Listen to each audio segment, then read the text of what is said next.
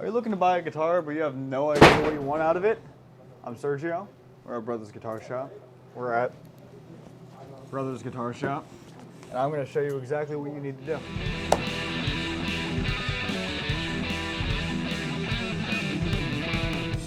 So guitars are just like people. They come in all different shapes, sizes, specifications, and scale lengths.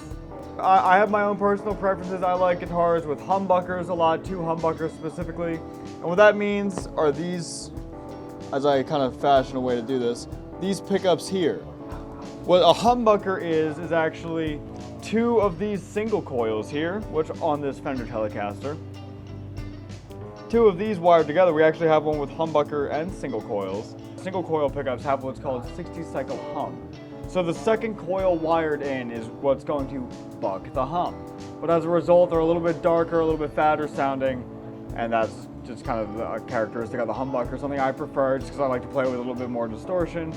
That's something I don't like. That's all right, Trevor. We all have our opinions. Yours just happens to be wrong.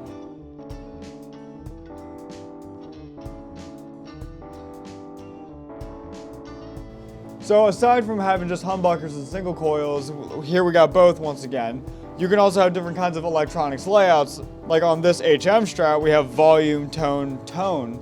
And this is a 5-way switch that's gonna blend between just the bridge pickup, the bridge and this one in the second position. In the third position, just this guy. In the fourth position, these 2. And all the way forward, just this guy. And a tone for these 2 pickups and a tone for this pickup in this specific scenario. And this is a coil split, which turns this humbucker, the 2 single coils wired together, into 1 single coil. So you can get your traditional Strat sounds. You're gonna see a general theme throughout this video of what my preferences are, but I tend to like 2 volume, 2 tone with a 3-way toggle switch, just for the sake that I like to set my bridge pickup full flamethrower mode, wide open, and then I'll dial my neck pickup back so I can have my clean tones, my dirty tones, everything in between. That's just how I roll. So amongst all the other options of the guitars, we have even more. We have all these different kinds of bridges. We have the Tune-o-matics, we got the Rat Tails, we got our Strat styles, and for people like, if you like to be like me and you like to just try to blow people's heads away, we got our Floyd Roses. So here's the difference between all of the above. So with a Tune-o-matic, you have your intonatable saddles right here with a stop bar right here. This is, they call it the Tune-o-matic because it's supposed to get your intonation just perfect, or at least at the time when it was invented in the late 50s. Super cool bridge. I use these quite a bit on my similarly styled guitars. Great bridge, can't recommend it enough. It's super simple, super intuitive, not really a whole lot of moving parts, so it's just easy. Moving on. Actually, I say we make it even easier. Talking about little moving parts, none with the Rat Tail bridge. This one's self-intonated already. You can see it's already compensated for where the intonation kind of should be on this guitar. Literally as simple as it gets, you just put the strings on there and tune it, and you're good to go. Nothing to worry about, right? I love that. Tele style bridges on this here Telecaster Custom. The cool thing that I like about these guys though, and most Strat or Fender bridges in general, is that you can match the radius of the neck perfectly. And that's just super great for comfort. That's just something that I do, because I have actually this exact model Tele, but in Fiesta Red. I do that, and it makes me a happy man. So what this is called is they call it a tremolo unit. What it actually is a vibrato unit. So how this guy works is there's 3 springs behind it, typically 3 springs. There could be 5 in there for all I know. I haven't opened this guitar up in a while. But typically 3 springs behind this plate that pull equal tension with the string tension here, which allows you to do one of these guys. Change the pitch of all the strings. There's an arm that goes in here. You can bend and go crazy with it. But the cool thing about this is they're individually intonatable, so you have perfect control of everything being in tune. You can match the radius of the fretboard with this bridge. It's just a super, super nitty-gritty bridge that gets you everything you need. There is only but one issue with this. when you start becoming Jimi Hendrix and Eddie Van Halen, this thing starts going out of tune a little bit. So they had to make some technological advancements to this kind of design. And that's where we start getting into the Floyd Rose.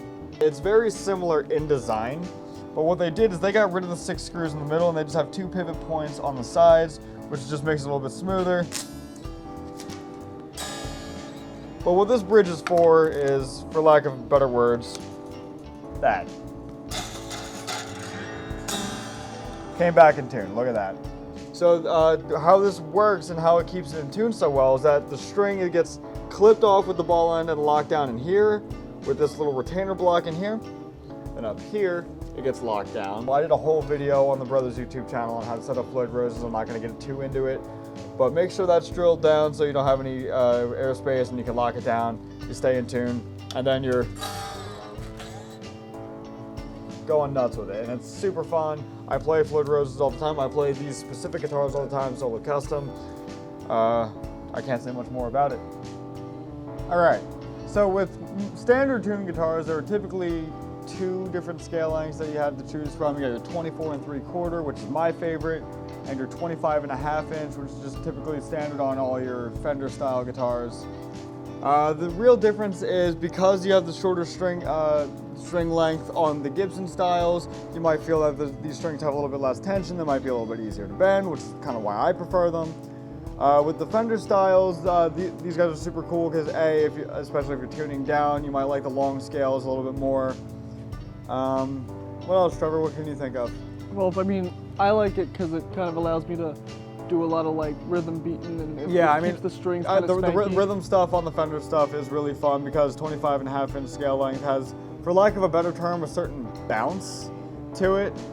You can kind of get that with some Gibsons if you set them up a certain way, but typically not really. Like you need something 25 1/2 inch scale length, but super cool. I mean, thinking about everything, I mean, you can kind of use each and any one of these guitars to do everything, but if I had to put a label on any of them, blues, rock, a lot of country guys like the Telecasters. Yeah, all different kinds of stuff, right, Sean? Absolutely. A lot of more modern rock guys and a lot of jazz guys, a lot of your fusion guys have been liking the PRS guitars. At least I've been noticing working in a guitar shop for a very long time. I've sold a lot of all of these guitars and I've just noticed some trends. So from up there, Sergio, what would you say to wrap up how to choose your guitar? Fucking pick one and start shredding. Don't worry about the specifications. Just pick it up, and if you don't like it, get another one.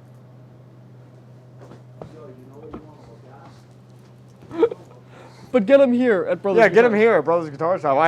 We have literally every kind of guitar that you could possibly want here, from shred stick to Strat to Les Paul to Jazz Box. I've got it. Come get it from me, and I'll just throw guitars at you until we find one that sticks, bro.